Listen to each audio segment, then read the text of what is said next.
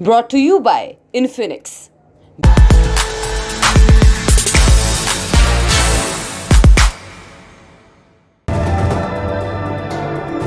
Brought to you by Infinix. सबसे पहले आप बीती सुनिए। मार्च 2015 के दूसरे हफ्ते में यमन के शहर अदन पहुंची। मैंने वहां देखा कि मिसाइलों ने पूरे शहर को चारों तरफ से बर्बाद कर दिया है। सड़कों पर केवल सेना के टैंक नजर आते हैं। हूतियों ने राष्ट्रपति भवन पर भी बमबारी की हुई है, जहां राष्ट्रपति अब्दुर्रब्बु मंसूर हादी छिपे हुए थे। फिर 23 मार्च को युद्ध का फैसला लिया गया। कई दूतावासों के दरवाजों पर ताले लग रहे थे। एम्बेसडर और दूसरे अधिकारी देश छोड़कर जा रहे थे। कई राजनीतिक दलों के नेता भी अपने परिवार समेत देश छोड़कर भाग रहे थे। चारों तरफ हाहाकार था। राष्ट्रपति हादी 25 मार्च को देश छोड़कर भाग गए। उसी दिन हादी के समर्थन और हूतियों के विरोध में सऊदी अरब ने देश में हवाई हमले शुरू किए। 26 मार्च की सुबह जब मैं उठी तो मेरे कानों में बस विमानों और विस्फोटों की गड़गड़ाहट थी। सब कुछ आंखों के सामने बर्बाद होता दिख रहा था। शहर में बिजली चली गई थी। हम उजाले के लिए मोमबत्ती और लालटेन का इस्तेमाल कर रहे थे। ऐसा लग रहा था मानो हम पुराने वक्त में लौट आए हैं। हम जहां भी जाते हैं तबाही के मंजर दिखाई देते हैं। कुछ ही दिनों में तबाही के मंजर और गुर्बत नजर आने लगी। हमें दुनिया ने एक कोने में छोड़ दिया है। ये पत्रकार बुशरा अल मख्तरी की आप बीती है, जो उन्होंने गार्डियन अखबार में बयां की। यमन की जंग 9 सालों से छिड़ी हुई है। सऊदी अरब की लीडरशिप में सैन्य गठबंधन यहाँ हूती विद्रोहियों के खिलाफ लड़ रहा है। जीत कोई नहीं रहा, लेकिन 2.5 लाख लोग जरूर मारे जा चुके हैं। जो बमबारी से बच जाते हैं वो भूख से मर रहे हैं, क्योंकि आर्थिक नाकाबंदी के नाम पर खाने पीने के सामान की सप्लाई भी रोक दी गई है। हालात भयावह हैं, लेकिन अब एक उम्मीद की किरण नजर आ रही है, क्योंकि युद्ध विराम को लेकर सऊदी अरब और हूती विद्रोहियों के बीच यमन में एक बैठक हुई है। अगर ये बातचीत सफल हो जाती है तो यमन में कत्लेआम रुक जाएगा और तब संभव है कि लोगों की जिंदगियां पटरी पर लौटें।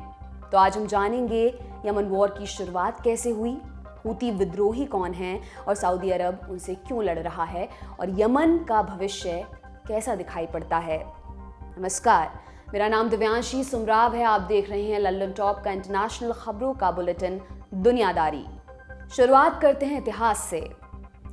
प्राचीन काल में यमन कैसा था, उसका सामाजिक ढांचा कैसा था, इसकी जानकारी कम ही मिलती है, लेकिन इतिहासकारों को इस बात के सबूत मिले कि ईसा से 5000 साल पहले यमन के उत्तर की तरफ पड़ने वाले पहाड़ों पर लोग रहा करते थे। फिर ईसा से करीब 1100 साल पहले यहाँ सबाई लोगों का कब्जा हो गया।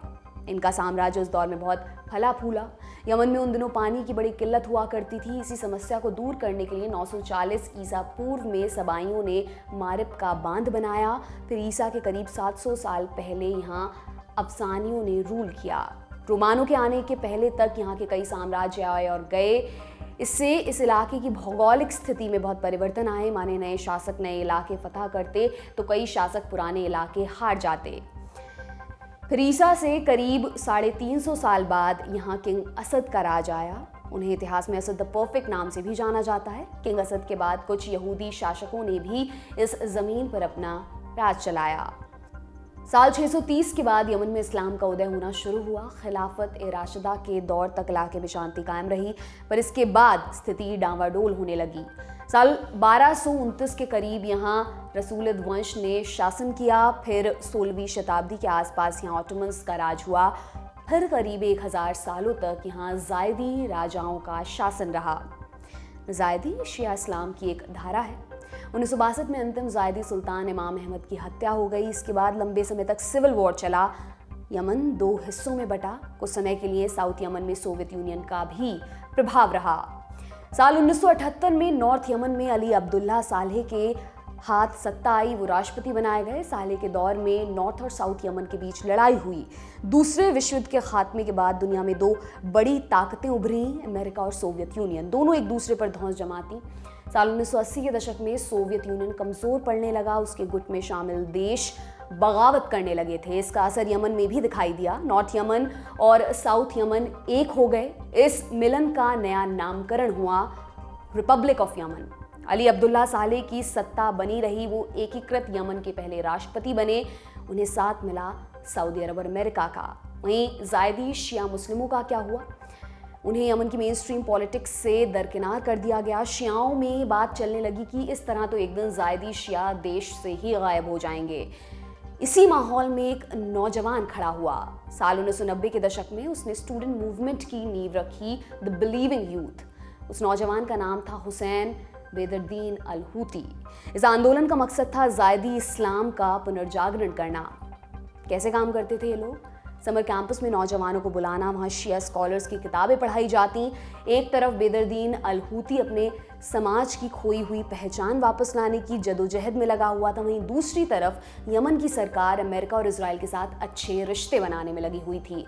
इजराइल का भी इस भूमिका में अहम योगदान था। ज़ायदी शिया फ़लस्तीन के हालातों से खफा थे, लेकिन सरकार में उनका रसूख ख़त्म हो गया था, तो वो अपनी बात बड़े लेवल पर नहीं पहुंचा पाते थे। ज़ायदी अपने अधिकारों की मांग कर रहे थे और सालेह सरकार अपनी मस्ती में मस्त थी। नाराज होकर बेदरदीन अल हूती ने सरकार के खिलाफ आंदोलन छेड़ दिया। इससे तनाव और बढ़ा। अल हूती सरकार की नज़रों में चढ़ गया। आगे जाकर आंदोलन तेज हुआ। सेना और अल हूती के समर्थकों के बीच हिंसक झड़पें शुरू हुई। 10 सितंबर 2004 को सेना ने मुठभेड़ में अल हूती को मार गिराया और फिर हुआ ऐलान जंग। उसके समर्थकों ने यमन सरकार के खिलाफ सीधी जंग शुरू कर दी। अल हूती के नाम पर इस आंदोलन को नाम मिला हूती विद्रोह। उनके समर्थक कहलाए हूती विद्रोही। सालेह सरकार ने सोचा कि हूतियों को हराना आसान होगा, उनकी संख्या भी कम है, सरकार के पास पूरी आर्मी और मशीनरी है। लेकिन ये बात गलत साबित हुई। सालेह सरकार को झुकना पड़ा, हूतियों को जीत मिली। मजबूरन सरकार को उनके साथ समझौता करना पड़ा और ये बात है साल 2010 की। फिर अगले साल माने 2011 में अरब स्प्रिंग आई। मिडल ईस्ट में तानाशाहों की सरकारें गिरनी शुरू हुई। अरब स्प्रिंग की आंच ने समूचे मिडल ईस्ट को अपने आगोश में ले लिया था। जाहिर है इसकी आंच यमन में भी आई। अली अब्दुल्ला सालेह लंबे समय से सत्ता उनके ही पास थी, तानाशाही थी। विद्रोह के बाद सालेह को सत्ता अपने सहयोगी अब्दुर्रब्बू मंसूर हादी को सौंपनी पड़ी। हूती विद्रोहियों ने 2015 में राजधानी सना पर कब्जा कर लिया। प्रेसिडेंशियल पैलेस हथिया लिया गया। राष्ट्रपति मंसूर हादी को देश छोड़कर भागना पड़ा। सऊदी को यकीन था हूतियों की मदद ईरान कर रहा है, वो खुद के दम पर इतना कुछ करने में सक्षम नहीं है। ईरान के लिए हूतियों की मदद करना मुश्किल नहीं था। वो लेबनान में हिजबुल्लाह की मदद भी करता था। चूंकि उस समय सऊदी और ईरान कट्टर दुश्मन हुआ करते थे, तो सऊदी ने हादी को सपोर्ट करना शुरू किया।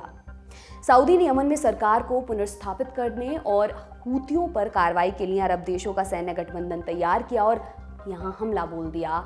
देश अस्थिर हो रहा था। इस अस्थिरता का लाभ उठाकर अलकायदा की यमनी शाखा और इस्लामिक स्टेट भी यमन में खुद को मजबूत करने में जुट गए। लेकिन साल 2016 में सऊदी ने क्रूर हरकत कर दी, जिससे हिंसा की आग और ज़्यादा भड़क गई।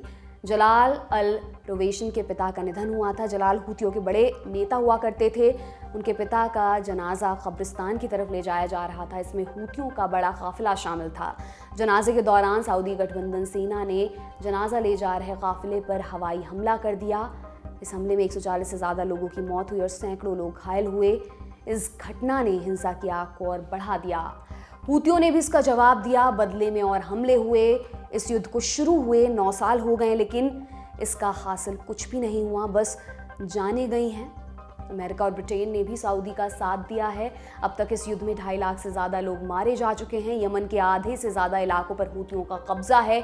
युद्ध में पिस रहे यमन के लिए अब एक उम्मीद की किरण दिखती नजर आई है और इसी उम्मीद की किरण की वजह से आज हम आपको ये कहानी सुना रहे हैं। दरअसल 9 अप्रैल को सऊदी अरब और ओमान का एक डेलीगेशन यमन पहुंचा है हूती विद्रोहियों से बातचीत करने। इस मीटिंग में सीज फायर को लेकर समझौता होना तय था। आधिकारिक तौर पर अभी डील की बातें सामने नहीं आई हैं, पर सूत्रों ने रॉयटर्स समाचार एजेंसी को बताया कि सऊदी ने हूतियों से ये मांगे रखी हैं कि उनके कब्जे वाले सारे एयरपोर्ट्स और बंदरगाहों को खोल दिया जाए और सरकारी कर्मचारियों को वेतन दिया जाए। साथ ही डील में राजनीतिक स्थिरता के लिए बदलाव की बात कही गई है। यमन में ये जंग 9 सालों से चल रही है। इसमें सबसे अहम सऊदी अरब और ईरान है। यमन की सरकार को जहां सऊदी का समर्थन है, वहीं हूती विद्रोहियों को ईरान का। हाल ही में हमने देखा कि चीन ने ईरान और सऊदी की दोस्ती करवाई, तो क्या इसका असर यमन की जंग पर पड़ता है? उस सुलह की वजह से सऊदी ने ये सुलह की है? इस सवाल का जवाब हमने एक्सपर्ट से जाना। सुनिए उन्हें। पूरी दुनिया जानती है कि ये यमन के हूती जो है शिया हैं, जैदी हैं और ये इस्लामिक रेवोल्यूशन जो ईरान में हुआ 79 में, उसके पहले से भी हैं और ईरान शिया बनने से पहले भी हैं ये शिया। ये बहुत पुराने शिया लोग हैं और ये पहाड़ी इलाके में रहते हैं, जैसा कुर्दिश लोग रहते हैं, और ये लड़ाई में गरिल्ला वॉरफेयर में माहिर हैं। और जब मिस्र ने 1962 में इंटरवीन किया, उनको भी काफी तकलीफ हुई यहाँ मिलिट्री फोर्स भेजने के लिए। उन्होंने कामयाबी हासिल नहीं की और उसके बाद से आप जानते हैं क्या हुआ मिस्र को। तो इसी लिहाज से ये हूती जो है पहाड़ी इलाकों में गरिल्ला वार से सऊदी अरब को बहुत नुकसान पहुंचा है। सिर्फ फौज के लिए ही नहीं, लेकिन बमबारी करके जीजान, नजरान, अबहा और शारूरा के आसपास कई एयरपोर्ट उन्होंने दागे और बहुत बड़े पैमाने पर नुकसान उठाना पड़ा सऊदी अरब के मिलिट्री फोर्सेस को और इंफ्रास्ट्रक्चर को वगैरह सब। तो ये डर और खौफ था कि सऊदी अरब में ये कभी भी सीज फायर उल्लंघन हो सकता है, और हूती इतने ताकतवर हो गए हैं अपने आप पे भी और बाहर के सोर्सेस से भी। मैं ये नहीं कह रहा हूँ कि ईरान डायरेक्टली हूती को सप्लाई करता था, क्योंकि नाकाबंदी लगी हुई है पूरे पोर्ट्स, बंदरगाहों पे, अमेरिका, इजराइल, सऊदी, इमाराती वगैरह सब। लेकिन इनके पास इतने सोफिस्टिकेटेड हथियार कैसे पहुंचते थे? तो ये बहुत बड़ा सवाल है जो कि मैं जवाब नहीं दे सकता क्या कहाँ से इनको हथियार सप्लाई हो रहे थे। लेकिन बहरहाल हूती का जो है मिलिट्री कैपेबिलिटी काफी बढ़ रही थी, न कि कम हो रही थी इस जंग, 8 साल की जंग में। तो जब ईरान और सऊदी अरेबिया दोनों एक मुआहदे को पहुंचे हैं, तो मेरे ख्याल से ये बहुत अच्छा ये इम्प्लिकेशन है, और रीजनल स्टेबिलिटी के लिए और सऊदी स्टेबिलिटी के लिए भी। लेकिन बायलैटरल प्रॉब्लम्स, टेरिटोरियल प्रॉब्लम्स रहेंगे, क्योंकि 3 प्रोविंसेस जो यमनी अपने क्लेम करते हैं फर्स्ट वर्ल्ड वॉर के बाद से सऊदी कंट्रोल में है, और वो बेसिक मुद्दा है दोनों देशों के बीच में। ईरान और सऊदी के समझौते की कहानी आप जानना चाहते हैं तो दुनियादारी का एपिसोड देख सकते हैं, लिंक आपको डिस्क्रिप्शन बॉक्स में मिल जाएंगी। सऊदी अरब और हूतियों की बातचीत अगर सफल होती है तो क्या यमन की जंग पूरी तरह खत्म होगी और यमन का भविष्य कैसा होगा? देखिए, कई सालों से, तकरीबन 8 सालों से ये जंग हो रही है, 2015 से। यूनाइटेड नेशंस, यूरोपियन यूनियन और कई इंटरनेशनल ऑर्गेनाइजेशंस सीजफायर की तरफ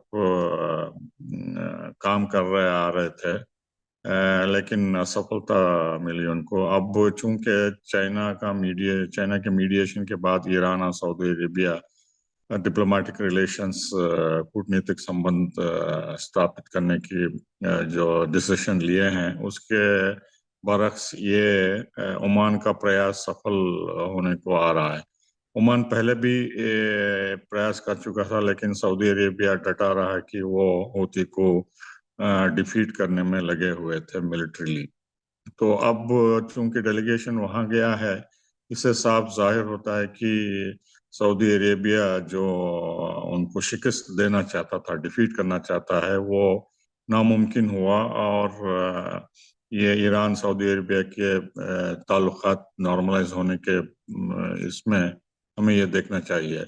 और दूसरी बात यह है कि सऊदी अरब के जो क्राउन प्रिंस हैं मोहम्मद बिन सलमान, जिसको MBS के नाम से जाना जाता है, वो रेड सी के आसपास बहुत बड़ा एक शहर बनाना चाहते हैं, और जिसमें कई एयरपोर्ट्स और इंफ्रास्ट्रक्चर और बहुत कीमती इंस्टॉलेशंस लगाना चाहते हैं। और चूंकि हूती के पास सरफेस टू सरफेस मिसाइल्स हैं, जो कि अबू धाबी, दुबई और खाड़ी के इलाकों में सऊदी अरब के रास्ता नूरा तक भी उन्होंने मिसाइल दागे थे।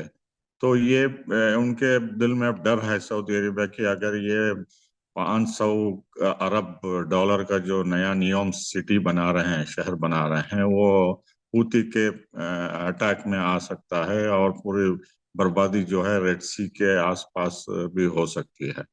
और तीसरी बात यह है कि हूती का मेन डिमांड जो है टेरिटोरियल इंटीग्रिटी।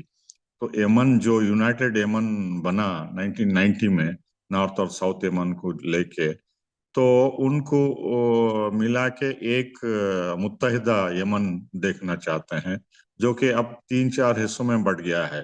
हूती सना और आसपास के इलाकों का कंट्रोल करते हैं और यूएई सपोर्टेड मिलिशिया साउथ में आदन के करीब कंट्रोल करते हैं और 2-3 और छोटे मिलिशियास भी अपना अलकायदा वगैरह कंट्रोल में रखता है। तो वो पहली शर्त उन्होंने ये लगाई है कि यूनाइटेड यमन होना चाहिए सीज फायर के बाद, और इसमें कोई कॉम्प्रोमाइज नहीं है। और इसी से ये फ्यूचर को लेके भी चल रहे हैं कि जो नुकसान उठाए हैं पिछले 8 सालों से और पहले भी, तो इसका कॉम्पनसेशन भी देना होगा और रिकंस्ट्रक्शन में सऊदी अरब का फाइनेंशियल असिस्टेंस भी होना होगा, क्योंकि नॉर्थ में हूती और साउथ में भी कई इलाके बर्बाद हो चुके हैं और ह्यूमैनिटेरियन क्राइसिस बढ़ गया है। चूंकि अमेरिका भी हूतियों को ख़त्म करने के खेल में शामिल रहा है, उसने इसमें सऊदी का साथ दिया है। वहीं हूतियों का समर्थक ईरान रहा है, जो इजराइल का कट्टर दुश्मन माना जाता है। तो क्या इस डील से अमेरिका और इजराइल की विदेश नीति में प्रभाव पड़ेगा? वो इस फैसले को कैसे देखेंगे? जब से पिछले 8-10 सालों से जब से अमेरिका चाइना को टारगेट कर रहा है और अब फिलहाल रशिया को यूक्रेन को लेकर टारगेट कर रहा है, अमेरिका का फोकस जो है गल्फ रीजन से, वेस्ट एशिया से इंडो पैसिफिक की तरफ मुड़ गया है और उनके military forces, naval forces specially वहां पे तैनात किए गए हैं, क्योंकि ताइवान को लेके और चाइना का जो आइलैंड्स जजीरे हैं वो क्लेम के वजह से, और चाइना उभर के आ रहा है कि वो काफी ताकतवर बनने वाला है इकोनॉमिकली, तो आगे बढ़ गया है, तो आगे चल के वो सुपर पावर स्टेटस को भी चैलेंज करने वाला है अमेरिका का। तो इस विड्रॉल के बाद और अमेरिका की इराक में नाकामयाबी और अफगानिस्तान में नाकामयाबी और सीरिया में भी नाकामयाबी और सोमालिया में और यमन में भी वो कुछ नहीं कर पाए, तो इन सब हालात को लेके जो है अमेरिका अपनी पॉलिसी बदल रहा है। इसमें विड्रॉल सिंड्रोम शुरू हो गया है और ये खाड़ी के देशों को भी पता चल गया है, इसीलिए वो रूस और चीन के साथ दोस्ती का हाथ बढ़ा रहे हैं और इसी दायरे के अंदर ईरान के साथ भी उन्होंने नॉर्मलाइज करने की फैसला लिया है। मुत्तहिदा अरब इमारात कर लिया है, ओमान तो बहुत अच्छे गहरे ताल्लुकात हैं ईरान से, कुवैत के भी अच्छे ताल्लुकात हैं, तो रहा सऊदी अरब और बहरीन, और ये चीन के मीडिएशन के बाद ये दोनों देश भी नॉर्मलाइज करने की जो है डिसीजन लिए हैं। तो इससे ना सऊदी अरेबिया को ही नहीं लेकिन इजराइल और अमेरिका को भी ये बड़ा धक्का पहुंचा है कि चीन अपना असर और रसूख इस एरिया में खाड़ी में बढ़ा रहा है, और जो अमेरिका पहले अपना दबदबा रखा था, तो अब दूसरे देश, खाड़ी के देश भी इनको मानने के लिए तैयार नहीं है, क्योंकि उनका जो सपोर्ट इजराइल के लिए है वो काफी अनपॉपुलर हो गया है और वो नाकाम रहे हैं, चाहे वो यमन में हो या सीरिया में हो या इराक में हो या दूसरे मामला में है। जो ईरान का दबदबा इराक में, सीरिया में, हिजबुल्लाह में, यमन में, बहरीन में और कई फलस्तीनियों में वगैरह सब बढ़ रहा था। उनका जो है रूस और चीन के साथ अलायंस के साथ उनका पल्ला भारी हो रहा था। तो अमेरिका और इजराइल और दूसरे वेस्टर्न देशों का ये जो है ये सेटबैक है। उन्होंने हाल ही लाखों स्टेप्स लिए लेकिन कुछ कामयाबी हासिल नहीं हुई। तो इससे साफ जाहिर होता है कि जो रीजनल फोर्सेस हैं वो ताकतवर होते जा रहे हैं और उनको रूस और चीन अपना सपोर्ट दे रहे हैं। लॉन्ग रन में यही सिनेरियो उभर के निकलने वाला है, जो मल्टीपोलर वर्ल्ड की तरफ हम धीरे धीरे कदम उठा रहे हैं। आपने हूती की कहानी सुनी, एक्सपर्ट की राय भी सुनी। आप इस पर क्या सोचते हैं, हमें कमेंट बॉक्स में ज़रूर बताएं। आज का दुनियादारी यहीं पर समाप्त होता है। कल फिर आपसे मुलाकात होगी इस उम्मीद के साथ। विदा लेती हूँ। शुक्रिया। शुभ रात्रि।